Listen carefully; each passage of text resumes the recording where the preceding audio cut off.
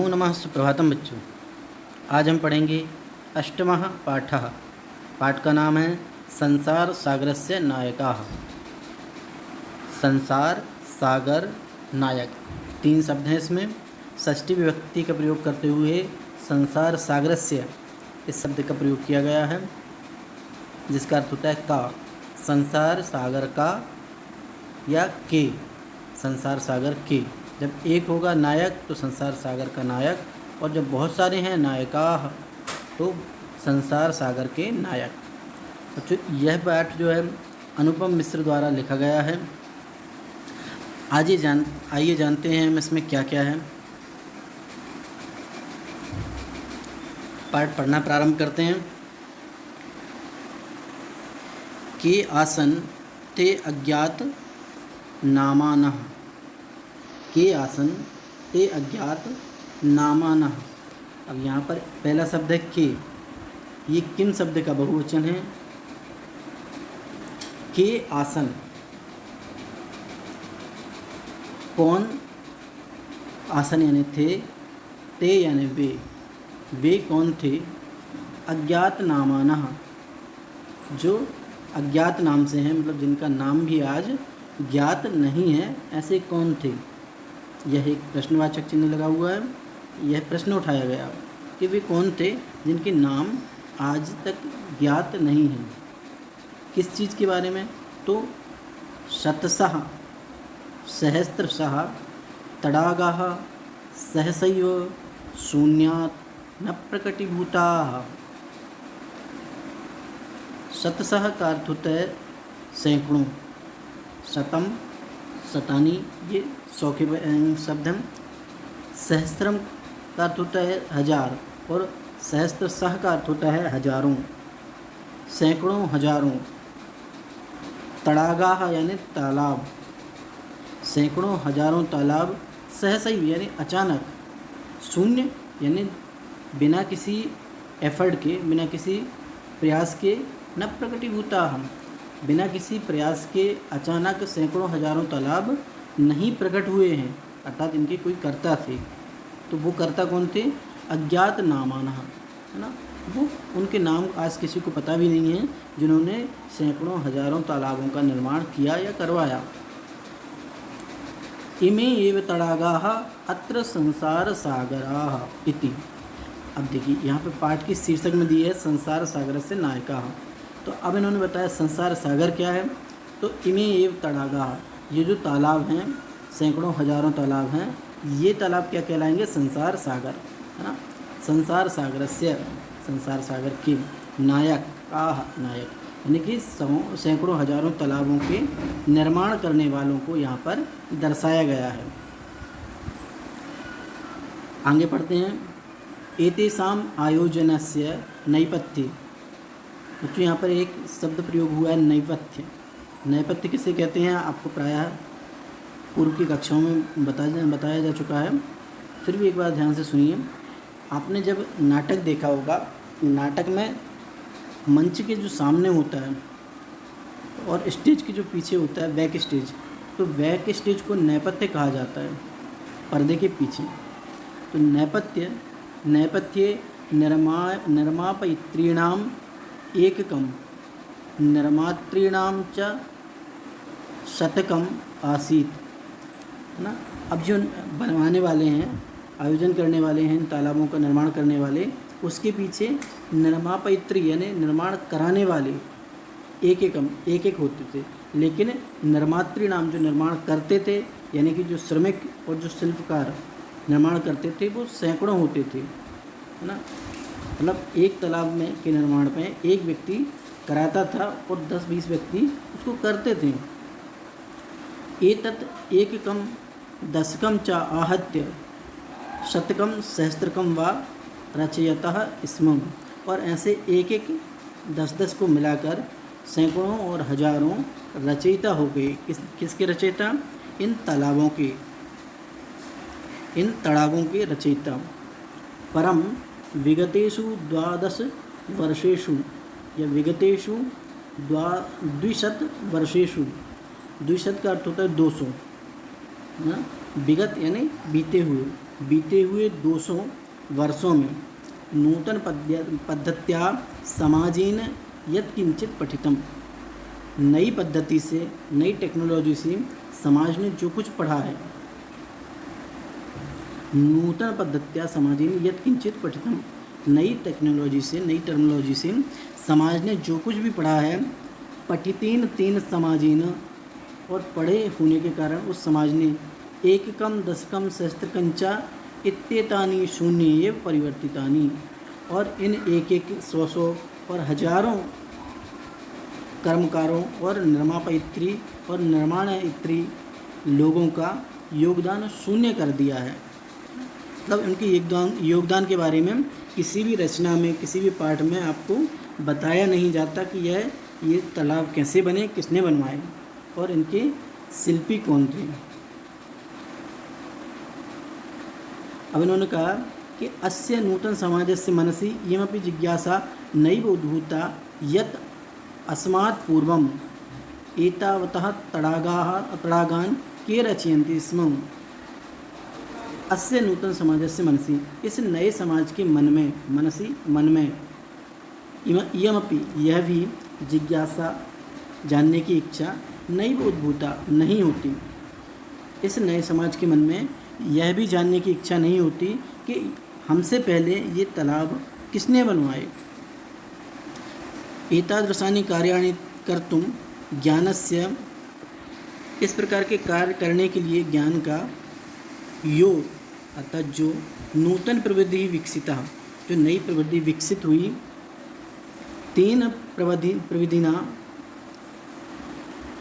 नूतन प्रविधि विकसिता तेन प्रविधिना अपि पूर्वं संपादितम् एतत् कार्यं मापयितुं न केनापि प्रयतति। नूतन प्रविधि के द्वारा किए गए कार्यों को भी मापने के लिए, यानी मापन करने के लिए भी कोई प्रयास नहीं करता।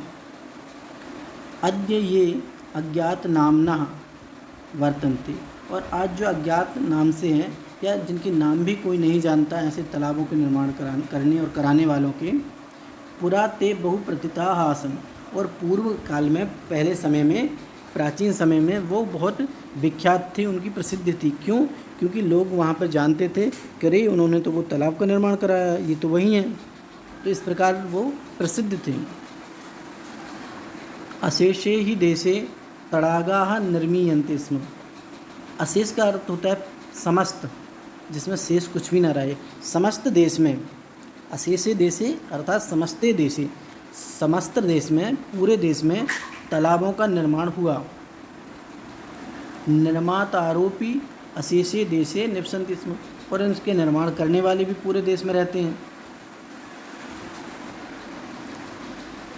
गजधर इति सुंदरः शब्दः, अब एक शब्द का प्रयोग किया गया है, गजधर।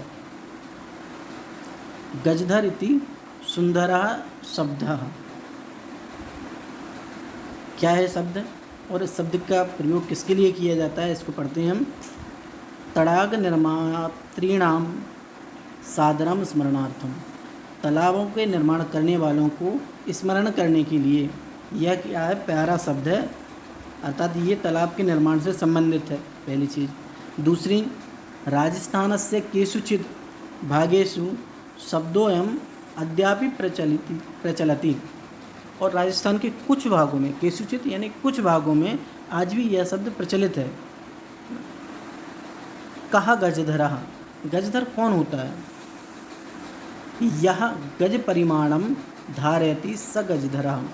अब आपको यहाँ पे ध्यान देने वाली बात है कि गजधर कौन होते हैं, ऐसा आपसे प्रश्न पूछा जा सकता है। कहा गजधरः, तो जो गज रूपी परिमाण को रखता था उसे गजधर कहते थे। यह गज परिमाणम धारयति सह गजधरः। गज परिमाणम एव मापन कार्य उपयुज्यते, पहले के समय में गज परिमाण जो था वो ही मापने के लिए प्रयोग होता था। समाजे त्रिहस्त परिमाणात्मको लोह यष्टिकीं हस्ते गृहीत्वा चलन्ता गजधरः इदानीं शिल्पी रूपेण नैव समादृताः सन्ति।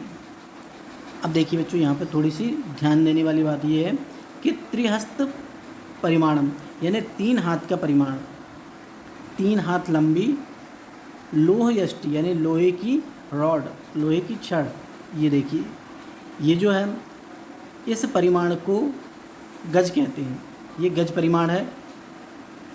ये गज परिमाण कितना है इसकी हाथ है, लंबाई है, तो 3 हाथ, 3 हाथ इसकी लंबाई होती थी और इसी से सारे मापन कार्य किए जाते थे। और इस गज रूपी परिमाण को रखने वाले व्यक्ति को इसको गजधर कहते थे। तो गजधर किसे कहते थे? यह गज रूपी परिमाणम धार्यते, जो गज रूपी परिमाण को धारण करता था, रखता था, उस व्यक्ति को गजधर कहते थे। और उस समय उसका बहुत आदर किया जाता था। क्योंकि वो जहाँ भी ऐसा कोई भी काम है जिसमें ज़मीन को मापना है तो वो जाता था और उसके जो गज रूपी परिमाण है उससे नापता था। जैसे 3 गज भूमि, 2 गज भूमि, इस प्रकार वो भूमि को मापता था। गजधरा यह समाजस्य गांभीर्यम मापयेत इत्यस्मिन् रूपे परिचितः। और गजधर जो था वो समाज की गंभीरता को मापने के लिए भी प्रसिद्ध था। गजधरा वास्तुकाराः आसन्। गजधर जो थे वो वास्तुकार थे। वास्तव में वास्तुकार क्या होता है बच्चे? तो आज जो भवन बनते हैं, इन भवन में मैपिंग होती है ना। इन भवन की जो मैपिंग करते हैं, जो नक्शे बनाते हैं, जो पूरी 1-1 इंच भूमि का उपयोग कैसे किया जाता है, इस प्रकार का ब्लूप्रिंट जो तैयार करते हैं आर्कियोलॉजिस्ट या आर्किटेक्ट, इन्हें उस समय वास्तुकार यानी कि गजधर कहा जाता था।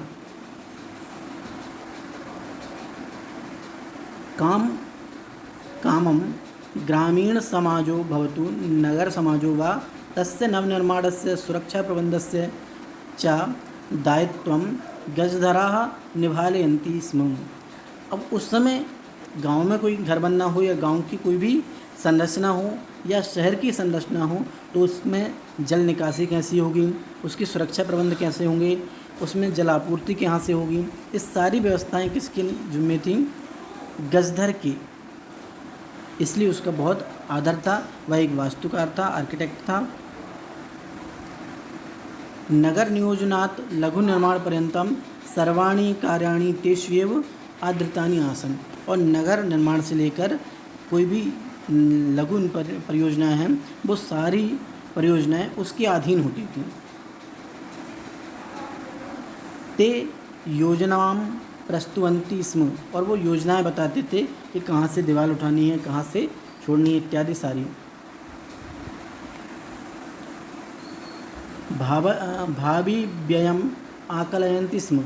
और क्या करते थे कि फ्यूचर में होने वाले खर्चे को, है ना, बजट बनाते थे। यानी कि वो किसी भी बिल्डिंग कंस्ट्रक्शन का बजट बनाते थे, भावी खर्च का आकलन करते थे। उपकरणाभारान संग्रहणन्ति स्म। और उपकरण जो रहते थे, जो भी उसमें मशीनें यूज़ की जाती थी, उनको भी वो रखते थे। प्रतिदाने ते न तद याचनते। और उसके बदले वो उनकी फ़ी मांगते नहीं थे, बोलते नहीं थे कि हम इतना चार्ज करेंगे मापने के लिए या मैपिंग के लिए। यद दातुम तेषां स्वामिनः असमर्थाः भवेयुः। और ऐसा कोई भी डिमांड नहीं करते थे जो देने के लिए उनके जो स्वामी हैं, जो बनवाना चाहते हैं, वह असमर्थ हो जाएं, करे इतना कॉस्टली है, हम नहीं दे पाएंगे। तो ऐसी कोई डिमांड वो नहीं करते थे। कार्य समाप्तौ वेतनानि अतिरिच्य गजधरेभ्यः सम्मानम अपि प्रदीयते स्म। और कार्य की समाप्ति हो जाने पर अच्छी तरह योजना को समन्वित करने पर उन्हें वेतन भी मिलता था और वेतन के अतिरिक्त सम्मान भी मिलते थे। नमः एतादृशेभ्यः शिल्पिभ्यः। और इस प्रकार के जो शिल्पी थे, जो विद्वान भी होते थे और लोभ लालच से परे भी होते थे, इस प्रकार के शिल्पियों को, गजधरों को हमारा नमन, हमारा नमस्कार। नमः एतादृशेभ्यः शिल्पिभ्यः। तो बच्चों, इस तरह हमने यह पाठ पढ़ा।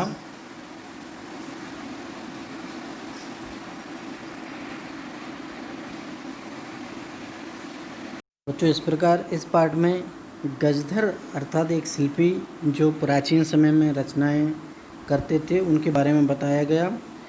एक बार हम रिवाइज़ कर लेते हैं, गजधर किसे कहते थे। तो सबसे पहले गज किसे कहते थे ये जानिए। इस लोहे की जो छड़ी है जो 3 हाथ लंबी होती थी, इसे गज कहते थे। और गज क्या किस लिए प्रयोग होता था, तो गज भूमि को नापने के लिए, जिस प्रकार आज मीटर, स्क्वायर मीटर का प्रयोग होता है, स्क्वायर फीट का प्रयोग होता है, उसी प्रकार वहाँ पर पहले समय में गज का प्रयोग होता था। और इस गज को रखने के कारण इन व्यक्तियों को गजधर कहा जाता था।